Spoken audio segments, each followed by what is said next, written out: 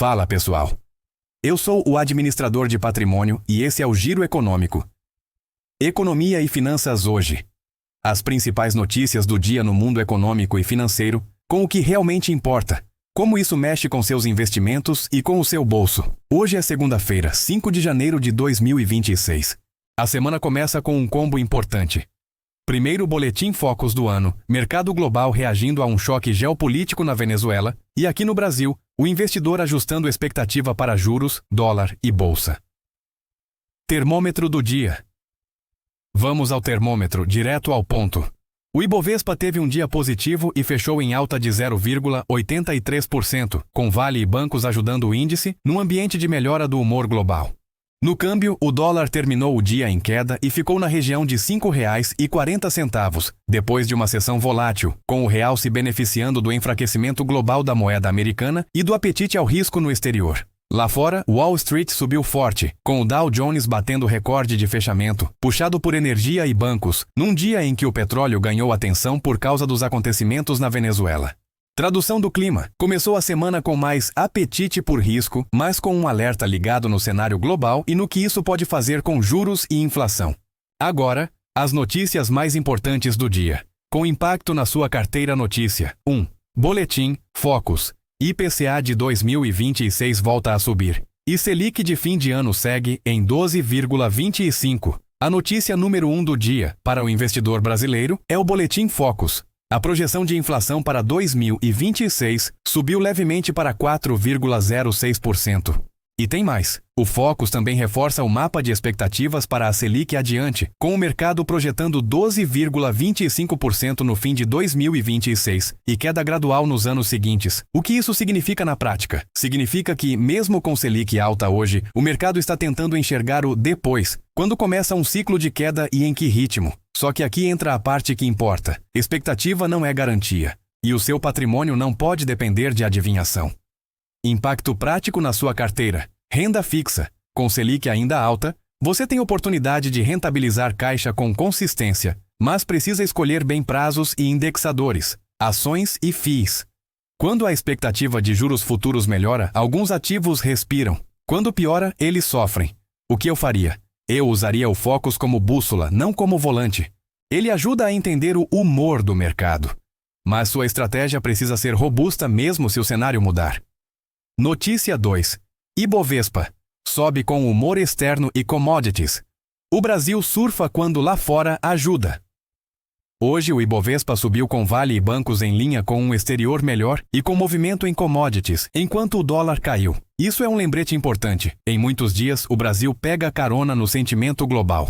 E quando o mundo melhora, o investidor estrangeiro olha para emergentes com outros olhos. Impacto prático. Se você investe em bolsa, entenda o jogo. Parte do movimento é fundamento, mas parte é fluxo. Se você não investe em bolsa, isso não é convite para entrar porque subiu.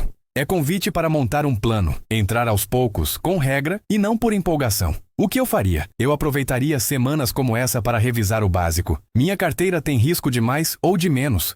Porque o erro clássico é ajustar tudo só quando o mercado assusta, e não quando está calmo. Notícia 3. Dólar. Cai para a faixa de R$ 5,40. Menos drama, mais processo.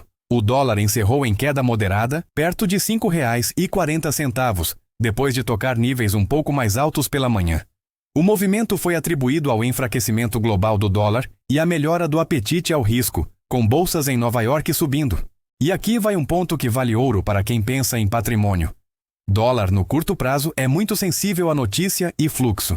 Por isso, se você quer exposição internacional, o jeito certo não é tentar adivinhar o melhor dia. É processo. Impacto prático.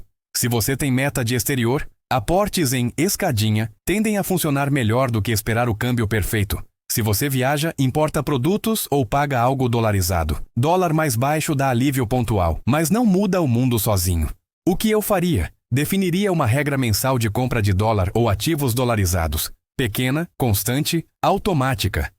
Notícia 4. Venezuela no radar. Mercados sobem, petróleo reage e o mundo reprecifica risco. A notícia mais pesada do dia no exterior foi geopolítica. A operação dos Estados Unidos na Venezuela, com desdobramentos que mexeram com petróleo, empresas do setor de energia e ações de defesa. Isso ajudou a puxar Wall Street para cima, com o Dow fechando em recorde. Por que isso importa para você no Brasil? Porque petróleo e dólar são duas engrenagens que mexem com o nosso mercado. Qualquer choque geopolítico que altera a expectativa de oferta de petróleo pode influenciar a inflação global, juros e o apetite por risco. Impacto prático. Bolsa. Energia e commodities podem ganhar ou perder rápido dependendo do rumo dos preços.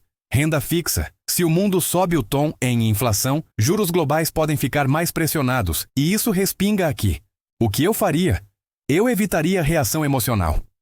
Geopolítica é ruído perigoso para quem tenta fazer trade sem regra. Para investidor de patrimônio, o foco é posição bem dimensionada e diversificação. Notícia. 5. Petróleo. OPEP+ contém reação, e o mercado tenta entender o próximo capítulo.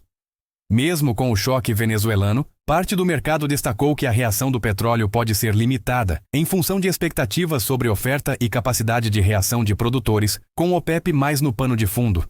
Isso ajuda a explicar por que, em muitos casos, o mercado não explode como a gente imagina ao ver manchete grande. Ele tenta medir oferta, demanda, estoques e política antes de precificar tudo. Impacto prático. Para o seu bolso, petróleo mexe com combustíveis, transporte e uma parte relevante de custos. Para investimentos, afeta empresas, afeta a inflação e, indiretamente, afeta juros. O que eu faria? Eu observaria o efeito secundário. Se isso começa a contaminar expectativas de inflação e curva de juros, aí sim muda a conversa para renda fixa e FIIs. Radar do investidor. O que fazer com isso hoje? Agora, a parte que interessa. Decisão prática. Hoje foi um dia que une Brasil e mundo em uma mensagem simples. Em cenário de juros altos e notícias externas fortes, o investidor precisa de método. Se eu fosse resumir em 3 regras de patrimônio para essa semana. Não confunda dia bom com plano bom.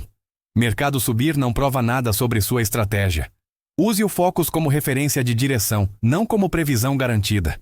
Em Selic alta, foque em eficiência na renda fixa, bons produtos, bons prazos e liquidez adequada. E aqui entra o gancho perfeito para o tema educativo do dia. Com Selic alta, muita gente fica em dúvida entre CDB, LCI e LCA, e acaba caindo em pegadinha de prazo, liquidez e imposto. O que muda o jogo é entender a regra. Qual produto faz sentido para cada objetivo e não qual tem a taxa mais bonita no anúncio. Fechamento. Se você quer entender melhor o por trás dessas notícias e tomar decisões melhores na renda fixa, confere o vídeo educativo que está aparecendo aqui no canto esquerdo da sua tela.